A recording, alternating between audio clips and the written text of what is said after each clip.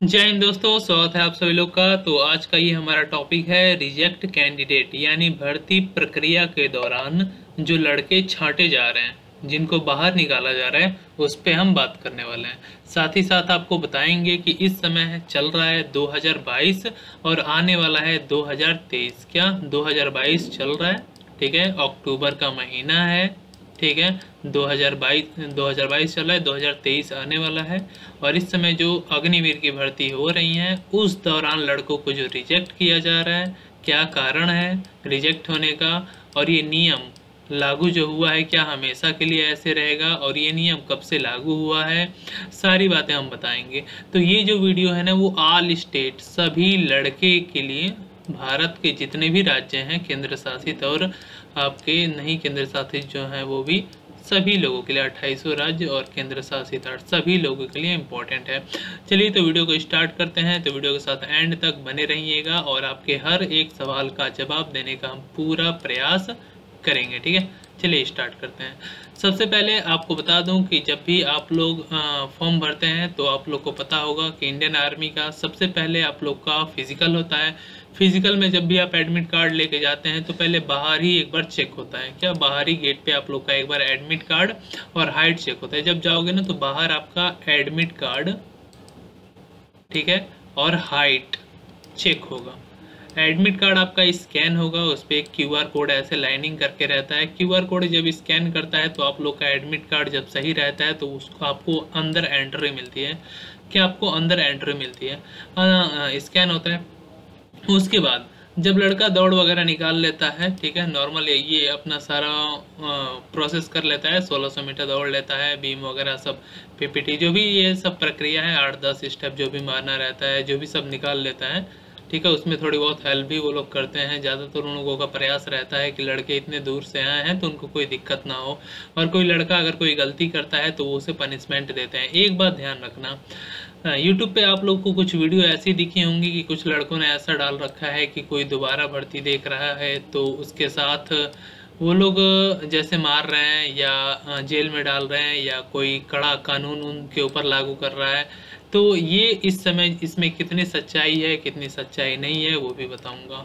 तो सबसे पहले बता दूं, जब आप लोग एग्ज़ाम दौड़ दे लेते हो, फिजिकल वगैरह प्रोसेस पास कर लेते हो, तब आप कोई गलती नहीं करते हो। इस दौरान वो लोग जो भी पूछते हैं आप 100% सही बताते हो। सही बोले तो बिल्कुल सही, 100% सही बोले तो 100% सही। नाम बताएंगे, नाम पूछो, डॉक्यूमेंट के बारे में बताएंगे, सच सच डॉक्यूमेंट के बारे में बताओ, रियल बिल्कुल।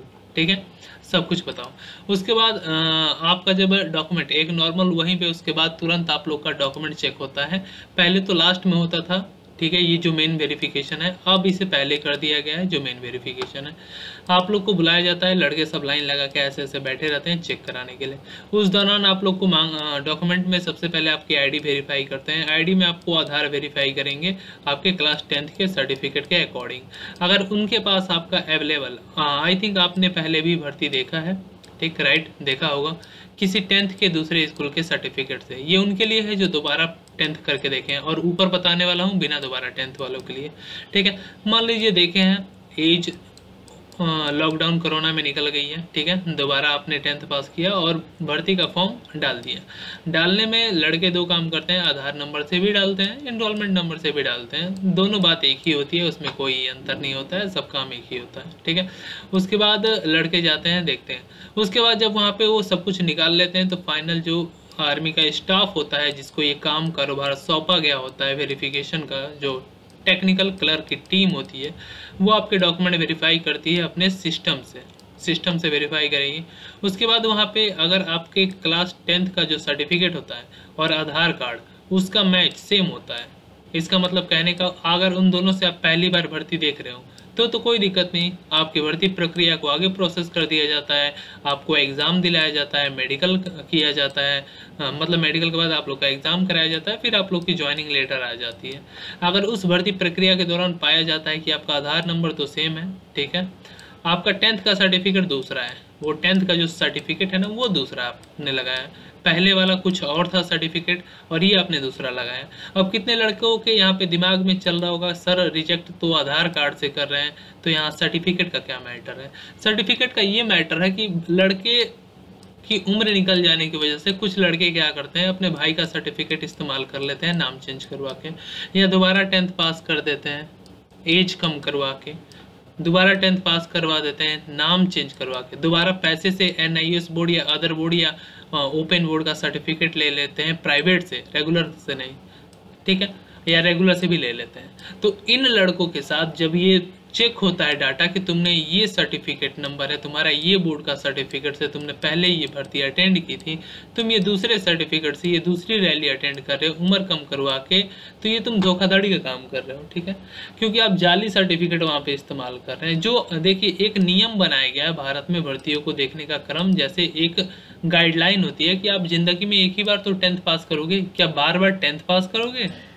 ऐसा थोड़ी ना बनाया गया संविधान में कि आप 10 बार एक ही पढ़ाई करिए, ठीक है। आपने एक बार 10th करके पढ़ाई की, आपने भर्ती देखा नहीं हुए, ठीक है, तो अब आपके पास दूसरा ऑप्शन बचता है कि अब किस पोस्ट के लिए अप्लाई करेंगे, अब कौन सी तैयारी करेंगे, या उसी भर्ती को आप दोबारा देखते हैं दोबारा एक नया सर्टिफिकेट बनवा के। तो यहाँ धोखाधड़ी का काम होता है, क्योंकि वहाँ पे एक मिनिमम एज कैटेगरी दी हुई होती है कि 18 से 21 साल के अंदर GD के जवानों को लेना है।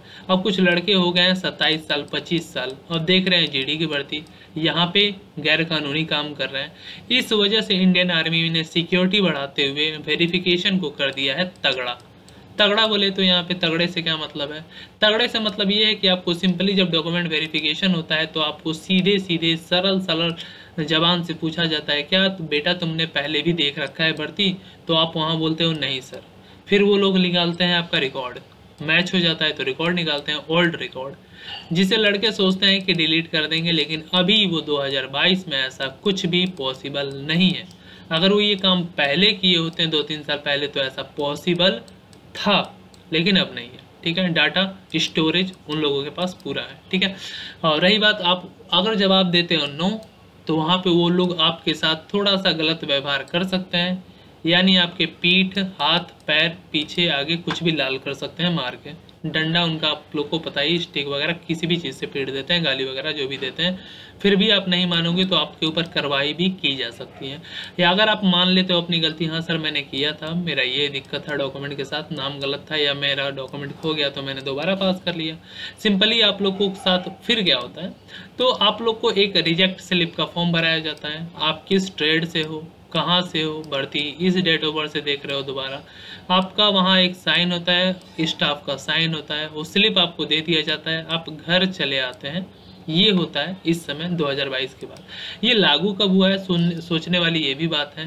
भर्ती प्रक्रिया 2017-18 से पहले ऐसा कोई प्रावधान नहीं था कि लड़कों को रिजेक्ट किया जाए या डॉक्यूमेंट वेरिफिकेशन में छाड़ा जाए या जो दोबारा भर्ती देख रहे हैं उन्हें ना लिया जाए, क्योंकि उस समय भर्ती का दौर कुछ और था। इस समय जनसंख्या बढ़ने की वजह से सिक्योरिटी कानून, देश की सुरक्षा की वजह से और भी नियम टाइट कर दिए गए हैं कि कोई आतंकवादी भी इसका फायदा ना उठा पाए।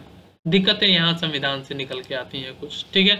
उसके बाद आपको बता दूं, आर्मी का ये जो नया नियम है ये इस समय आगे 2022 के आगे 2023, 24, 25, 26, 27 निरंतर हर भर्ती में आपको देखने को मिलने वाला है। आर्मी के साथ साथ अब आपको SSC में देखने को मिलेगा, SSC के साथ साथ हो सके तो आपको पुलिस में भी देखने को मिलेगा, पुलिस के साथ साथ आपको अन्य स्टेट केंद्र की भर्तियों को में भी देखने को मिलेगा, जैसे नेवी हो गया, एयरफोर्स हो गया।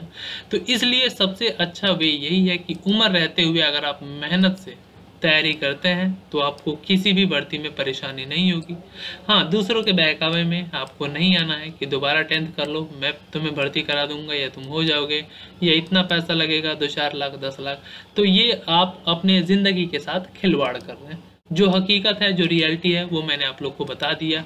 और आर्मी हमें साथ हमेशा नरम ही पेश करती है, ठीक है, ये आपको बता दिया जाए जब तक हम कोई गलत काम ना करें, ठीक है। ये आपको जाहिर सी बात है, इसलिए थोड़ा अंतर होता है। आई होप आप लोग के दिमाग में और भी कोई सवाल है तो एक काम करो, टेलीग्राम ग्रुप से जुड़ जाओ, वहाँ पे नंबर वगैरह मेरा है, वहाँ पे चैट कर सकते हो, या टेलीग्राम ग्रुप में पर्सनल चैट का ऑप्शन आता है, वहाँ से चैट कर लेना। डिस्क्रिप्शन बॉक्स में टेलीग्राम ग्रुप है, इंस्टाग्राम है, वहाँ से भी फॉलो करके आ सकते हो, या चैनल को सब्सक्राइब कर लो। मैं लाइव आते रहता हूँ, लाइव आऊँगा तो बेल आइकन प्रेस कर दो, लाइव आऊँगा, जो पूछना होगा पूछ लेना, 2-3 दिन में आ जाऊँगा। सब्सक्राइब करके बेल आइकन प्रेस करके ऑल नोटिफिकेशन पे दबाओ, लाइव आऊँगा, हर सवाल पूछ लेना, और कुछ बाकी रह गया हो तो बता देना। जय हिंद, जय भारत, वंदे मातरम। आप लोग की भर्ती देखने